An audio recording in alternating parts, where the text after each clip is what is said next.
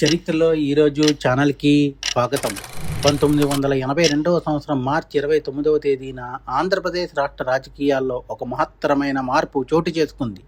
ప్రముఖ నటుడు, ప్రజల గుండెల్లో దేవుళ్లా నిలిచిన నాయకుడు ఎన్టీ రామారావు తెలుగుదేశం పార్టీను, టీడీపీను స్థాపించారు.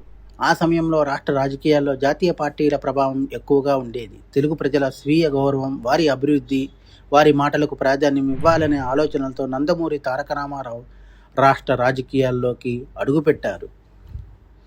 నందమూరి తారక రామారావు తెలుగువారి ఆత్మగౌరవం అనే నినాదంతో ప్రజల్లోకి వెళ్ళారు.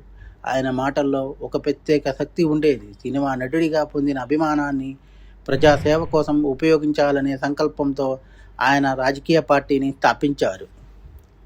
పార్టీ స్థాపించిన తర్వాత ఎన్టీఆర్ చైతన్య రథం అనే వాహనంతో రాష్ట్రం అంతా తిరిగి ప్రజలను కలిశారు. గ్రామాలు, పట్టణాలు అన్నీ తిరిగి ప్రజల సమస్యలను తెలుసుకున్నారు. ఈ యాత్ర ద్వారా ఆయన ప్రజల మనసుల్లో స్థానం సంపాదించారు.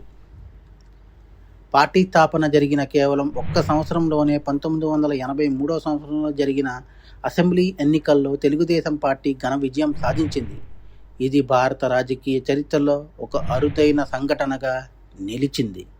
దీంతో నందమూరి తారక రామారావు ఆంధ్రప్రదేశ్ ముఖ్యమంత్రిగా బాధ్యతలు స్వీకరించారు. ఆయన పాలనలో అనేక సంక్షేమ పథకాలు, కార్యక్రమాలు అమలు చేశారు. తెలుగుదేశం పార్టీ స్థాపనతో తెలుగు ప్రజలలో స్వాభిమాన భావం పెరిగింది. ప్రాంతీయ పార్టీలు కూడా దేశ రాజకీయాల్లో ముఖ్య పాత్ర పోషించగలవని ఈ సంఘటన నిరూపించింది. 1982వ సంవత్సరంలో ప్రారంభమైన తెలుగుదేశం పార్టీ ఒక రాజకీయ పార్టీ మాత్రమే కాదు, అది తెలుగు ప్రజల గౌరవానికి, స్వాభిమానానికి ప్రతీకగా నిలిచింది.